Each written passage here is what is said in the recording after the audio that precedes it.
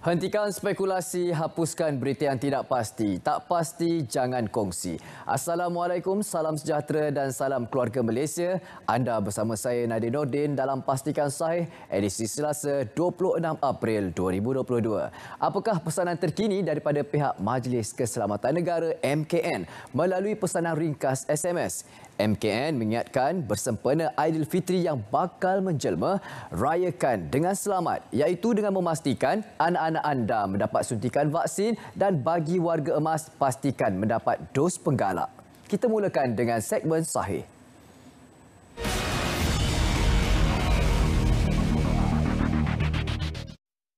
Skema pelaburan mengambil kesempatan akan kesulitan anda melalui penyamaran pelbagai jenis pelaburan haram untuk menipu wang anda. Skem pelaburan biasanya menjanjikan pelaburan yang menjamin pulangan yang tinggi dalam tempoh singkat dan berisiko rendah. Skamer boleh menggunakan dokumen palsu untuk meyakinkan anda untuk melabur dan meminta pemindahan wang anda ke bank akaun individu mereka. Skamer akan cuba memperdayakan mangsa dengan menayangkan kemewahan yang mereka ada sebagai bukti kejayaan. Janji boleh jadi seperti indah khabar dari rupa. Selalu berwaspada apabila membuat keputusan pelaburan. Jika anda perhatikan sesuatu yang mencurigakan, laporkan kepada pihak berkuasa dengan segera. Jadilah pelabur yang berpengetahuan dan dilindungi. Layari laman sesawang ini untuk maklumat lanjut. Ingat, kenal pasti, semak dan laporkan skem.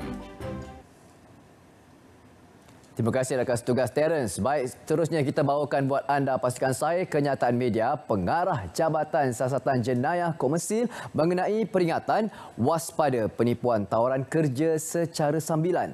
Berdasarkan 4 laporan polis telah dibuat berkaitan skim pelaburan yang kononnya dianjurkan oleh pihak Nizia, iaitu jumlah keseluruhan kerugian adalah RM69,000. Pelabur yang berminat diarah untuk memindahkan wang kepada pihak syarikat melalui akaun yang diberikan. Akaun tersebut milik individu dipercayai keldai akaun. Seperti biasa, pada awal pelaburan, pelabur menerima keuntungan. Namun setelah memindahkan jumlah wang yang besar, pihak syarikat akan memutuskan hubungan dengan pelabur. Orang ramai dinasihatkan sekiranya diminta untuk membuat pindahan wang terutama pada akaun milik individu persendirian, ianya adalah petanda bahawa anda mungkin menjadi mangsa penipuan. Sebarang nasihat atau maklumat boleh menghubungi CCID Scam Response Center di talian 03 2610 1559 atau 03 2610 1599.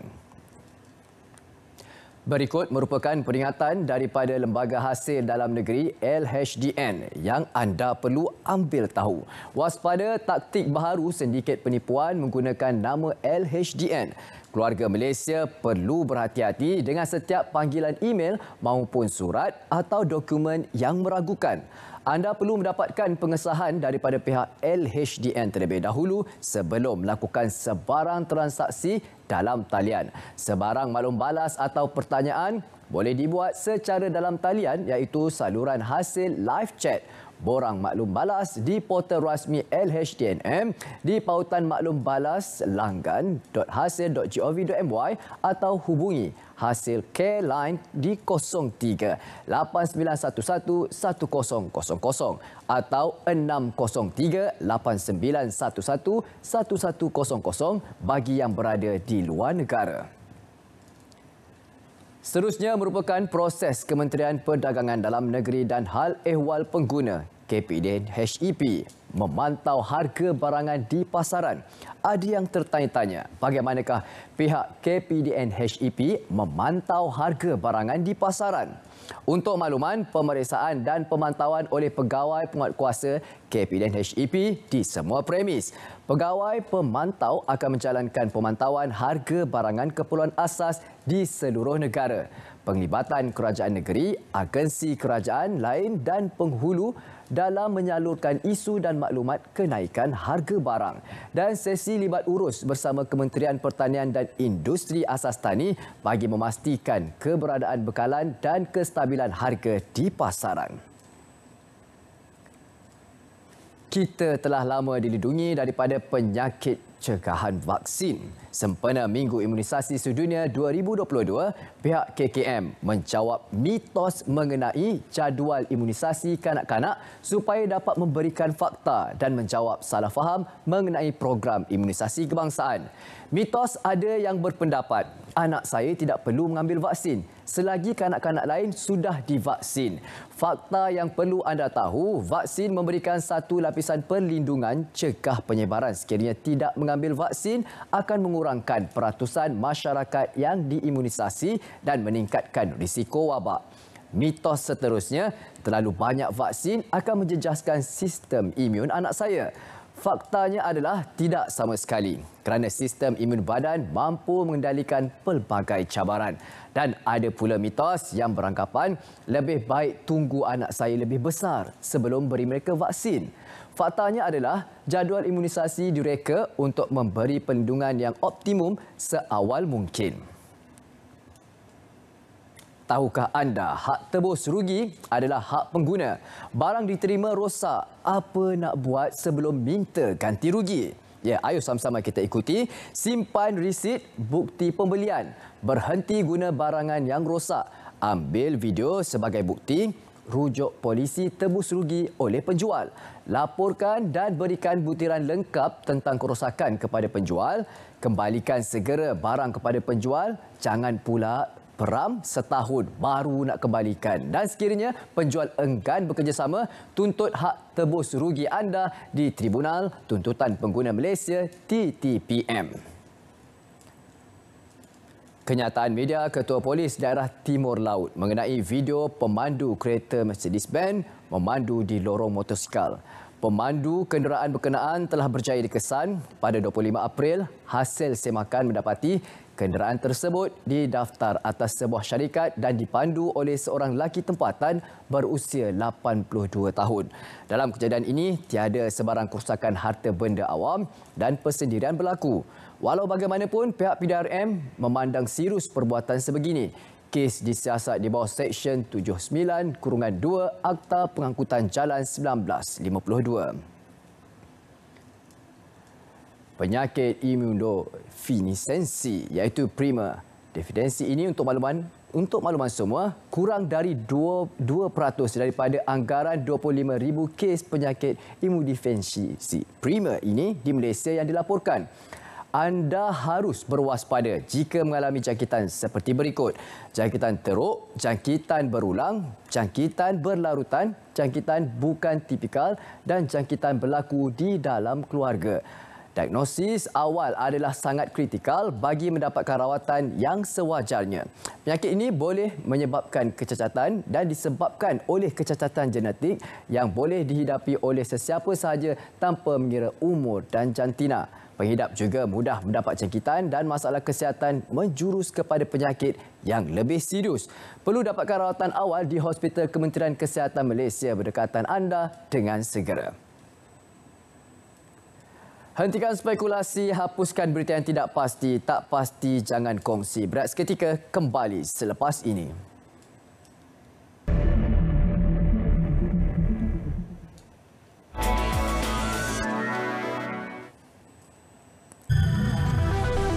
Terima kasih kerana masih lagi setia bersama kami dalam Pastikan Saya. Seterusnya kami bawakan segmen semasa. Garis panduan pengurusan dan pengoperasian sekolah 4.0 akan diumumkan selepas pengumuman mengenai kelonggaran prosedur operasi standard SOP oleh Kementerian Kesihatan KKM.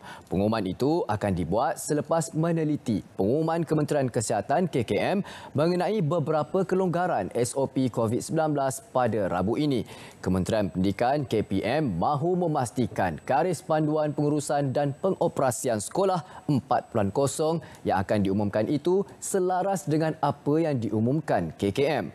Pada 17 April lepas dilaporkan garis panduan pengurusan dan pengoperasian sekolah 4.0 bakal diumumkan bulan ini di mana ia termasuk aktiviti co-kurikulum yang sebelum ini hanya dibenarkan di sekolah sahaja. Selain penggunaan kantin, Menteri Kesihatan Khairy Jamaluddin dilaporkan berkata kelonggaran beberapa SOP COVID-19 yang bakal diumumkan Rabu ini bersifat selamat dan cermat bagi memastikan kerajaan tidak mahu tersilap langkah dan mengelak usaha yang dilakukan untuk mengawal wabak COVID-19 selama ini disia-siakan. Kementerian Belia dan Sukan bakal mewujudkan pusat belia di Ipoh, Perak dengan peruntukan RM45 juta. Menterinya, Datuk Seri Ahmad Faizal Azumu berkata, pusat berkenaan merupakan tempat aktiviti golongan belia yang dilengkapi dengan pelbagai kemudahan dan fasiliti untuk kegunaan mereka. Jelas beliau, kemudahan berkenaan bakal menjadi fasiliti ketiga dalam negara selepas Johor dan Pulau Pinang. Peruntukan yang telah disediakan untuk pembinaan Perak Youth Centre ini adalah sebanyak RM45 juta dan tentunya rakyat Perak akan merasa gembira dengan kewujudan Perak Youth Centre ini nanti. Datuk Seri Ahmad Faizal Azumu sedang mengenal pasti sebidang tanah untuk mewujudkan sebuah pusat belia dan sedang berurusan dengan kerajaan negeri untuk mendapatkan tanah tersebut serta berharap perkara ini dapat dijalankan segera agar dapat segerakan pembinaan pusat itu untuk kegunaan belia di Perak. Golongan B40 yang menerima saringan kesihatan percuma menerusi program skim peduli kesihatan untuk kumpulan B40 ataupun PEKA B40 di Terengganu masih rendah. Hanya 9% daripada lebih 236,000 penerima bantuan prihatin rakyat di negeri itu sudah mendapat pemeriksaan kesihatan percuma melalui skim berkenaan.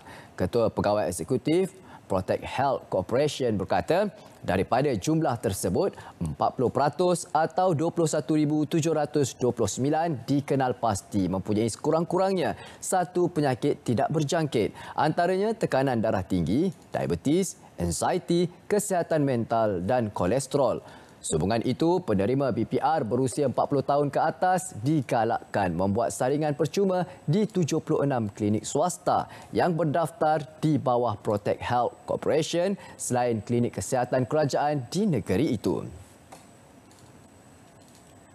Polis akan menjalankan siasatan terperinci mengenai dakwaan penggunaan Facebook yang memuat naik hantaran kononnya pihak polis telah melindungi aktiviti jenayah di beberapa kawasan di daerah Ipoh. Ketua Polis Daerah Ipoh, ACP Yahya Hassan berkata, siasatan terhadap maklumat tersebut dijalankan bagi mengesahkan kesahihan dakwaan berkenaan. Katanya tular di laman Facebook yang berunsur fitnah terhadap pegawai polis Ibu Pejabat Polis Daerah Ipoh mengenai kenyataan yang dikeluarkan oleh pengguna akaun Facebook bernama Anti Dadak Rasuah Tamanku yang mendedahkan beberapa kawasan dikatakan menjadi tumpuan aktiviti jenayah narkotik dan penjualan mercun iaitu di Pengkalan, Pasir Putih, Kampung Seri Kinta, Stesen 18 dan Kampung Cepak Kesari. Siasatan awal pihak polis mendapati akaun Facebook tersebut disyaki palsu dan hanya digunakan untuk memuat naik status tersebut. Polis memandang serius terhadap tomahan itu dan kes disiasat bawah Seksyen 500 Kanun Keseksaan serta Seksyen 233 Akta Komunikasi dan Multimedia 1998. Kementerian Belia dan Sukan KBS tidak akan berkompromi dengan mana-mana jurulatih atau atlet sekiranya dapati terlibat dalam kegiatan jenayah atau menyalahi undang-undang negara. Menteri Belia dan Sukan Datuk Seri Ahmad Faizal Azumu menggesa pihak polis segera menjalankan siasatan berhubung seorang jurulatih renang yang ditahan kerana disyaki mendalangi sedikit penyeludupan dan pengedaran syabu. Dalam serbuan di Selangor dan Johor pada 22 dan 23 April lepas dan mengambil tindakan tegas terhadap individu yang terlibat. Jelas beliau pihaknya mengecam tindakan atlet atau jurulatih yang terlibat kerana golongan tersebut sepatutnya menjadi contoh kepada masyarakat. Yang Amat Berhormat Perdana Menteri Datuk Seri Ismail Sabri bin Yaakob menyeru organisasi masjid, surau dan individu meluangkan masa di lokasi masing-masing untuk berinteraksi dengan Al-Quran selama 1 jam bermula 12:30 hari ini. Beliau berkata ini bersempena penganjuran World Quran Hour WQH 2022 yang bertemakan Dunia Bersujud dengan memilih surah ke-32 iaitu As-Sajdah sebagai surah utama. WQH memilih surah As-Sajdah sebagai surah utama yang mengajak orang ramai untuk menghayati erti sebenar bersujud dengan penuh keyakinan kepada Allah SWT yang dapat membuang sifat ego atau sombong untuk berjaya dunia dan akhirat. Surah itu juga menjadi panduan untuk kerangka minda dan penyatuan ummah melalui aspek ekonomi dan pendidikan, sekaligus memberi kekuatan kepada kita dalam menghadapi ujian dengan bersujud kepada Allah Subhanahu Wa Taala. Sultan Perak Sultan Nazrin Shah telah memberi perkenaan untuk membenarkan solat sunat Aidilfitri diadakan di tempat terbuka dan kawasan lapang dalam kawasan perumahan di negeri itu tanpa penjarakan fizikal pada 1 Syawal. Yang di-Pertua Majlis Agama Islam dan Adat Melayu Perak, Datuk Seri Muhammad Anwar Zaini berkata, baginda bertitah dengan syarat pihak penganjur memaklumkan sekurang-kurangnya 3 hari sebelum Aidilfitri kepada pegawai tadbir agama daerah dan balai polis atau pondok polis terdekat. Beliau berkata, hidangan jamuan Aidilfitri di masjid dan surau secara terbuka atau bufet serta aktiviti ziarah kubur juga dibenarkan. Semua aktiviti Aidilfitri hendaklah mematuhi prosedur operasi standard SOP yang telah ditetapkan oleh MKN dan JKN seperti pemakaian pelitup separuh muka dan mendaftar kehadiran melalui aplikasi MySejahtera. Lembaga Tabung Haji TH mengingatkan 14,306 bakal jemaah haji tahun ini supaya memberi maklum balas terhadap surat tawaran tunai haji dalam tempoh 7 hari bekerja dari tarikh surat berkenaan dikeluarkan. Pengarah Eksekutif Haji TH Datuk Seri Said Saleh berkata, disebabkan kesetukan masa, TH memohon kerjasama bakal jemaah haji untuk menjawab sama ada setuju atau tidak bersetuju dengan tawaran itu dalam tempoh berkenaan. Beliau berkata, TH telah mengeluarkan surat tawaran bermula hari ini. Al-Quran dan terjemahan bahasa Cina dilancarkan. Diterbitkan oleh Yayasan Restu, kitab suci ini mempunyai lebih 2,000 nota kaki bagi memberi penjelasan dan huraian kepada maksud ayat, diluluskan JAKIM serta bahagian kawalan dan penerbitan Al-Quran Kementerian Dalam Negeri. Dilancarkan oleh Sultan Selangor Sultan Sarafuddin Idris Shah di Kompleks Seni Islam Antarabangsa Selangor pada 25 April 2022. Pastikan Sahih Berat seketika kembali selepas ini.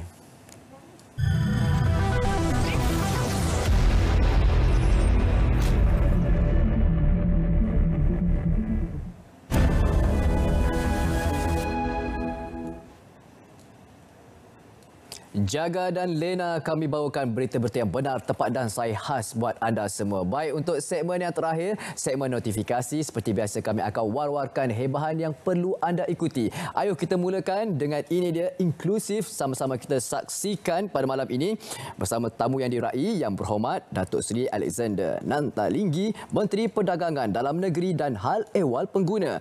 Pada malam ini 8.40 malam, sudah semestinya di saluran berita RTM My Freeview 123, juga siaran serentak di TV1.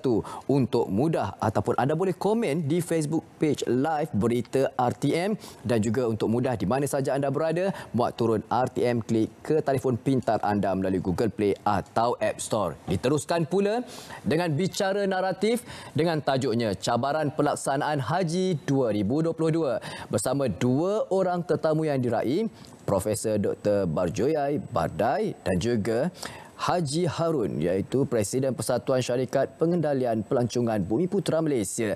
Pada malam ini 9 malam di saluran berita RTM, saluran serentak TV1, juga melalui Facebook Live berita RTM dan melalui aplikasi RTM Klik.